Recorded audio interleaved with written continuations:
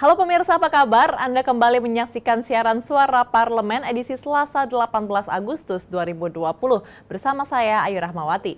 Dan seperti biasa, hari ini kami akan menyajikan berbagai macam informasi mengenai aktivitas dan juga dinamika dari anggota Parlemen DPR RI.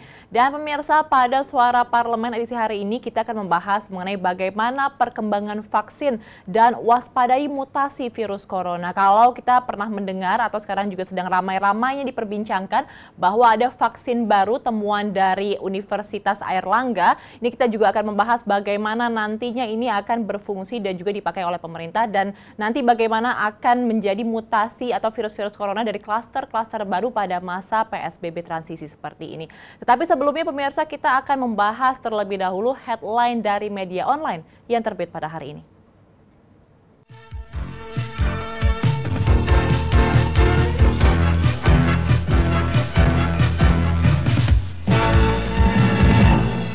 Pemirsa, harian dari media online yang pertama datang dari Kompas.com. Ini mengenai urgensi RUU PKS untuk segera disahkan DPR RI. Rancangan Undang-Undang Penghapusan Kekerasan Seksual atau RUU PKS dinilai sangat diperlukan pada saat ini. Banyak elemen masyarakat yang mendorong agar RUU tersebut segera disahkan oleh DPR. Wakil Ketua Lembaga Perlindungan Saksi dan Korban atau LPSK Livia Istania DF Iskandar ini mengungkapkan bahwa beberapa alasan mengapa RUU PKS perlu segera untuk disahkan. Pertama adalah karena Indonesia memerlukan aparat penegak hukum yang responsif terhadap korban kekerasan seksual. Kedua, yakni terkait bukti kekerasan seksual yang menjadi salah satu poin dalam RUU PKS. Livia menilai seharusnya surat dari psikolog dan dokter kejiwaan saja sudah cukup sebagai barang bukti. Bukti berupa keterangan saksi korban juga dianggap Livia sudah cukup untuk membuktikan kesalahan pelaku. Kemudian yang terakhir adalah ketentuan rehabilitas bagi pelaku kekerasan seksual agar hal terupa tidak terulang kembali. Ya, ini mengenai masalah polemik RUU PKS yang kemarin juga sempat menjadi perbincangan di antara masyarakat. Semoga nantinya RUU ini bisa disahkan dan melindungi pastinya korban-korban kekerasan seksual yang ada di Indonesia.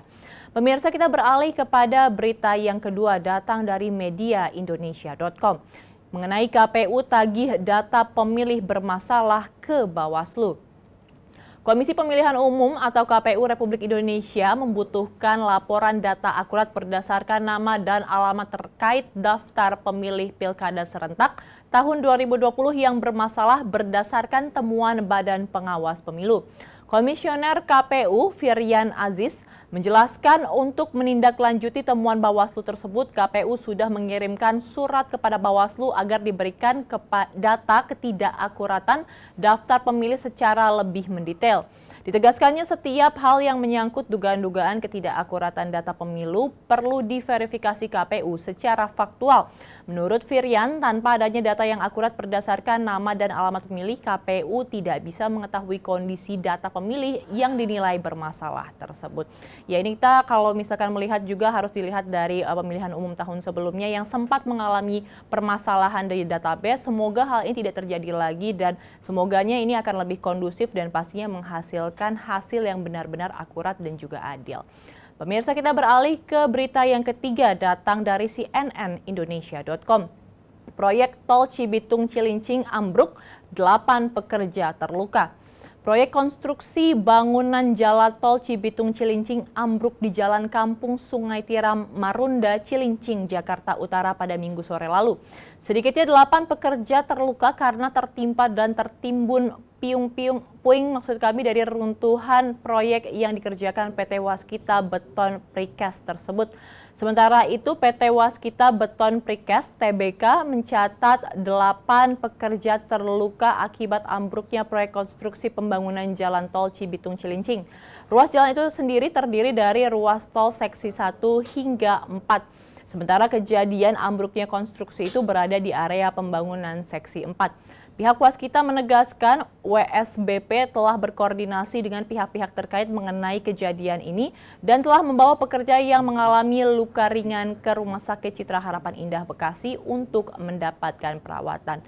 Dan demikianlah pemirsa, tadi kami telah membacakan 3 berita utama dari headline media online hari ini. Setelah ini kita akan jeda sejenak dan nanti kita akan kembali membacakan mengenai tajuk hari ini, mengenai perkembangan vaksin dan waspada mutasi virus corona setelah jeda berikut.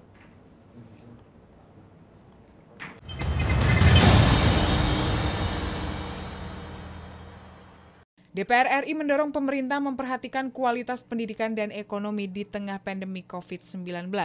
Ditemui jelang sidang tahunan MPR serta sidang bersama DPR dan DPD dalam rangka Hari Ulang Tahun Republik Indonesia ke-75 di Gedung DPR RI Jakarta.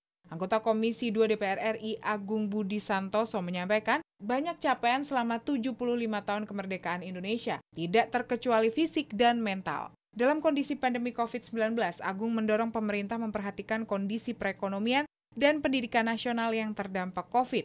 Tentunya dari sisi ekonomi pun juga saya perhatikan. Ya. Pendidikan, saya banyak mendapatkan masukan mengenai kejenuhan daripada siswa untuk belajar menggunakan daring. Ya, ini juga tentunya harus diselesaikan juga. Karena Anggota Komisi 3 DPR RI Cucun Ahmad Syamsurijal mengatakan, kemerdekaan Indonesia yang ke-75 ini harus menjadi momentum saling bahu-membahu dan bersatu antara semua stakeholder, baik pemerintah, DPR maupun masyarakat, untuk saling support, mencari solusi dan menekan penyebaran serta pencegahan pandemi COVID-19. Cucun menambahkan pemerintah harus memberikan stimulus ekonomi sebagai upaya mencegah terjadinya efek domino dari dampak pandemi COVID-19. Salah satu cara adalah persatuan dan kesatuan harus dijaga. Kemudian DPR dengan pemerintah akan fokus bagaimana mencari jalan terbaik, mencari satu solusi untuk percepatan baik pencegahan penyebaran daripada COVID-19 ini maupun pemulihan ekonomi nasional. Tim Liputan TVR Parlemen melaporkan.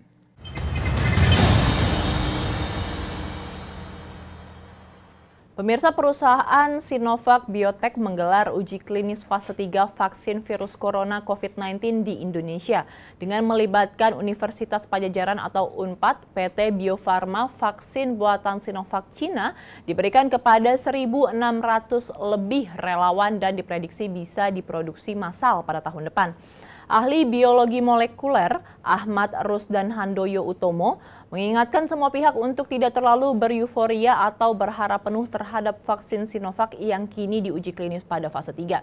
Sebab dia menegaskan uji klinis fase 3 tidak dapat memberikan jaminan vaksin tersebut akan efektif dan aman.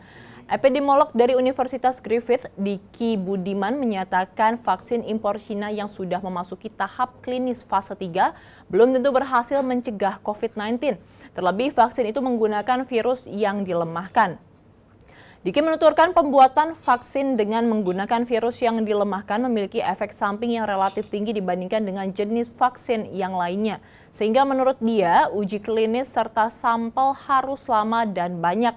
Wakil Kepala LBM Eijkman, Herawati Sudoyo, mengklaim vaksin COVID-19 buatan dalam negeri penting agar lebih mudah bagi Indonesia untuk menciptakan vaksin baru dalam menghadapi mutasi virus corona. Ya, ini kita masih membahas mengenai bagaimana vaksin dan juga perkembangannya di fase 3. Kita harus menunggu bagaimana nantinya ini fase-fase selanjutnya sampai benar-benar bisa terbukti efektif untuk menjadi vaksin yang tepat bagi virus corona. Sementara itu kita harus tetap menjaga protokol kesehatan yang ada di Indonesia. Pemirsa, setelah ini kita akan jeda sejenak, nanti kita masih akan kembali dan membahas mengenai tajuk hari ini. Tetap bersama kami di Suara Parlemen.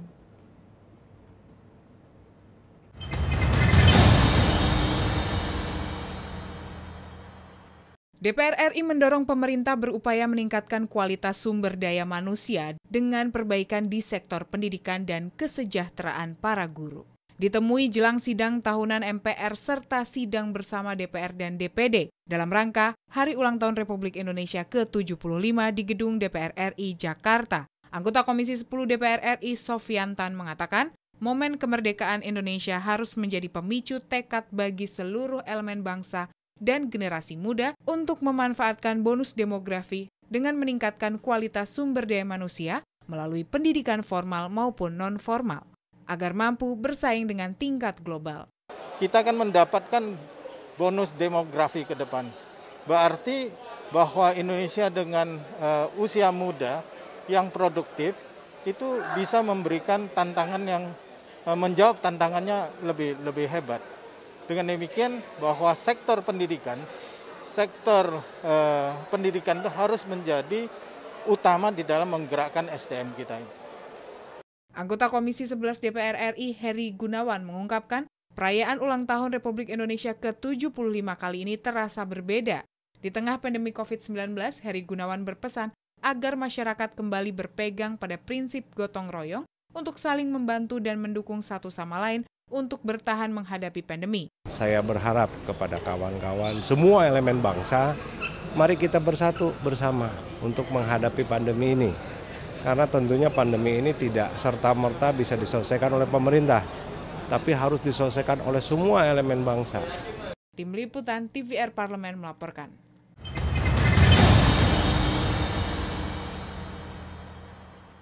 Kepala LBM Eijkman Amin Subandrio menyatakan perkembangan pengembangan dari vaksin merah putih baru mencapai 20 hingga 30%. Ia mengatakan pihaknya masih mengembangkan protein rekombinan vaksin. Amin menuturkan protein rekombinan adalah pondasi utama untuk membuat vaksin. Ia juga berharap tahap itu menentukan yang paling sulit. Uji klinis terhadap calon vaksin COVID-19 mulai dilakukan terhadap sejumlah relawan. Salah satunya adalah relawan yang telah disuntikan vaksin itu ialah Fadli, 32 tahun. Seorang pengemudi ojek online, proses penyuntikan itu dilakukan pada 11 Agustus 2020. Saat dikonfirmasi terkait reaksi dari suntikan vaksin tersebut, ia mengaku tidak mengeluhkan sakit apapun. Bahkan setelah bangun tidur, justru yang ia rasakan badan terasa lebih enak dan nafsu makannya meningkat. Ahli biologi menyarankan pejabat publik tidak memberi harapan yang tinggi kepada masyarakat atau efektivitas atau juga mengenai keamanan vaksin tersebut. Selama proses uji klinis berlangsung, ia justru meminta pemerintah fokus untuk melakukan pencegahan penyebaran.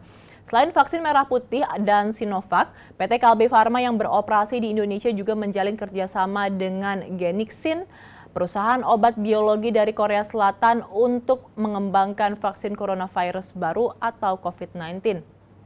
Kalbe menyampaikan vaksin bernama GX19 dengan basis DNA itu sedianya akan menjalani uji klinis pada tahun ini. Pada akhir Mei 2020, Kalbe mengumumkan vaksin telah diuji coba kepada primata dan diklaim menghasilkan antibodi yang mampu menetralisir virus SARS-CoV-19. Ya, pemirsa, kita berharap juga nih untuk terus melihat bagaimana uji klinis yang dilakukan dari pemerintah dan juga para ahli. Serta kalau misalnya kemarin juga sempat kabar yang beredar adalah dari Unair ini sempat meluncurkan vaksin yang digadang-gadang katanya ini bisa untuk mengatasi virus corona. Bagaimanapun kita akan tunggu kelanjutannya dan sebagai masyarakat juga harus terus menjalankan protokol kesehatan karena angka penyebaran dari virus COVID-19 ini masih tinggi hingga saat ini. Dan pemirsa, berita tersebut sekaligus juga mengakhiri perjumpaan kita pada Suara Parlemen edisi hari ini. Saya Ayu Rahmawati beserta seluruh kerabat kerja yang bertugas mengucapkan terima kasih atas perhatian Anda. Sampai jumpa.